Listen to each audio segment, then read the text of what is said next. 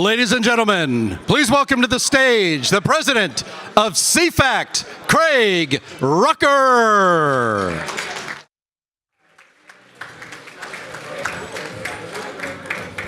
All right, testing, 1, 2. Okay. This is a part of the program where we hand out our award that we created. It's called the Dauntless Purveyor of Climate Truth Award. Dauntless Purveyor of Climate Truth. It was created at the first one of the ICCCs. Joe Bast inspired it to a degree because he wanted us to give out an award. He made the mistake of letting us come up with the name and also what it's for. Many of the awards that were initially given out are mostly to scientists because we wanted it to be scientific oriented. But of course with CFACT we're very into activism. So we don't just award somebody a Dauntless Purveyor if they happen to be a scientist. You can be, but it doesn't have to be.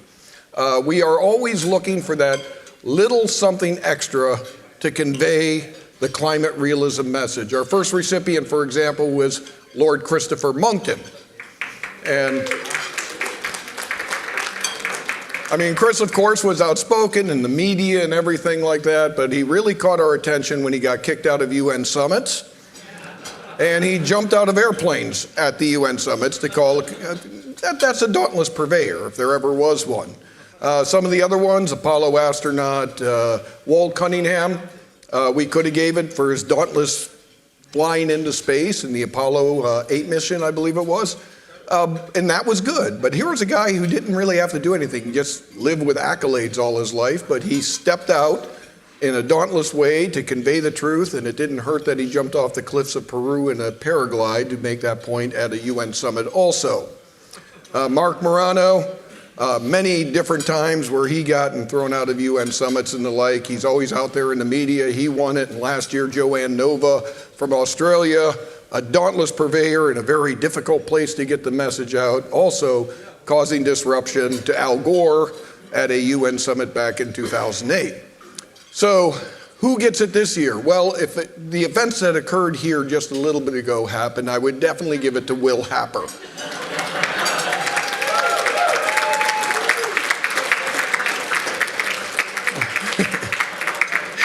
And we'll remember this for next year. Did anybody get that on video? That's the only question. We want to make sure that happens. But is our custom, we don't reveal who the winner is by verbally announcing it. What we did is create a little video and a little suspense as to who it is. So watch the screen and you will see who is this year's recipient of the Dauntless Purveyor of Climate Truth. Roll the cameras. For decades, Americans have been told the science is settled, the debate is over, and the cost of dissent is silenced. But every year, one voice rises above the noise to challenge the narrative and demand the truth. CFACT's Dauntless Purveyor of Climate Truth Award has been given to those who refuse to bow to pressure and who chose evidence over ideology. 2014, Lord Christopher Monckton. 2017, Colonel Walter Cunningham. 2018, Dr. Fred Singer. 2019, Dr. Jay Lair. 2021, Mark Morano. 2023, Joanne Nova. And now, presenting CFACT's 2026 Dauntless Purveyor of Climate Truth, Steve Milloy. For more than 25 years, Steve Milloy has stood at the center of one of the most consequential debates of our time. Founder of JunkScience.com and a longtime advocate for scientific accountability and transparency, he built a platform dedicated to challenging claims that don't hold up under scrutiny. With a background in law, biostatistics, and regulatory policy, Milloy took on what others wouldn't. Exposing flawed data, calling out manipulated risk claims, and dismantling fear-based narratives masquerading as science. He built a career asking questions others wouldn't, and demanding answers. The climate is a lot like COVID. You know, big companies are okay under COVID. Everybody else is kind of screwed. His work didn't stay in the margins. Milloy brought his arguments into the public square, on national television,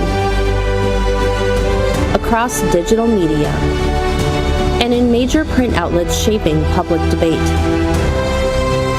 With published commentary in outlets like the Wall Street Journal, he challenged the prevailing narrative where it mattered most. And through books like Scare Pollution and others, he exposed how fear, not facts, has too often driven environmental policy, reaching millions and shaping conversations far beyond the headlines. In 2016, he served on the Trump EPA transition team, helping shape environmental policy at the highest levels of government. And when federal agencies crossed the line, he called them out. In 2012, Milloy exposed what he described as EPA-backed human testing. Who's in trouble? Well, we have EPA. I mean, they've violated every human testing rule, from Nuremberg to the common rule to EPA's own rules, where individuals, including those with asthma, were subjected to controlled pollutant exposure.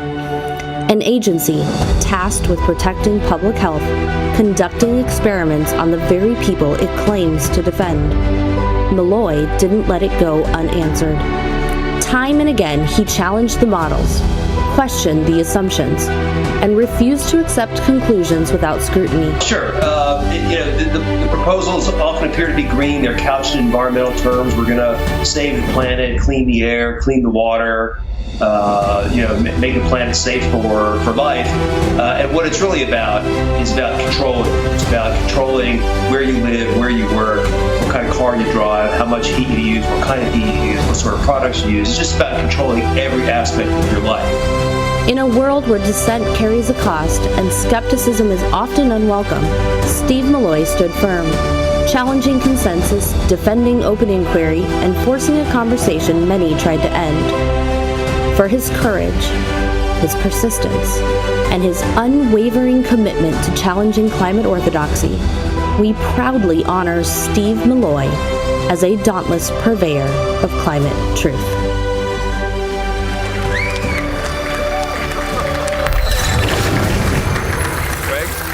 Do I have to say anything? You do have to say something, Steve, but while you're collecting your thoughts, I do want to say, before you start there, we told Steve, because we don't announce things, he had told us earlier today he might be leaving for dinner. So we had to figure out a way to keep him here, and the way we did is we said he was going to give a presentation right now. Oh my God. Oh my God. So he was running around this afternoon getting a presentation ready to give you all, but Steve, you don't have to do a presentation. Yeah, I got faked out of my shorts. That's all right. All right, well, thank you very much. I really don't know what to say. I'm humbled. I'm not really an award type guy. I don't do this for awards, prizes, or even the money. I do this. I talked about this yesterday. I can't stand the lying, so that's why I do what I do. I'm sort of compelled to do it. But I appreciate this very much. Thank you all. I don't know what to say. Just completely surprised, disappointed I can't talk about particulate matter, but maybe next time. So thank you all very much. It's been great meeting you. This has been a great meeting. Congratulations to the Heartland staff and the staff at this hotel. This has been a fantastic event. So thank you all.